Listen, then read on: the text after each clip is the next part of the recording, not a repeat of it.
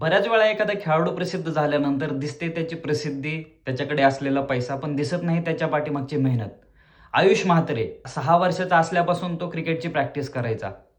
मुंबई विरारला राहणारा मुलगा सकाळी 4 वाजता उठायचा. त्याला कुणाला उठवायची गरज लागत नव्हती. 5:30 वाजताची लोकल पकडायचा, चर्चगेटला यायचा, त्याच्या स्कूलची प्रॅक्टिस संपवायचा, स्कूल संपवायचा आणि त्याच्यानंतर दिलीप वेंगसरकर क्रिकेट अकॅडमीला प्रॅक्टिस करायचा. त्याचे जे आजोबा होते, आयुष म्हात्रेला दिवसातून 2 वेळा ने-आण करायचे. त्यांचे 4 हेलपाटे व्हायचे. आयुष म्हात्रेचे वडील नोकरी सोडून आयुषला क्रिकेटच्या प्रॅक्टिससाठी ने-आण करायला तयार होते. परंतु त्याच्या आजोबांनी त्यांना सांगितलं, "नोकरी सोडायची गरज नाही. मी रिटायर्ड आहे. मी स्वतः आयुषची काळजी घेईन. मी त्याला ने-आण करेन." आयुष म्हात्रेसारखे खेळाडू आज सी-एस-केच्या टीममध्ये चमकतायत.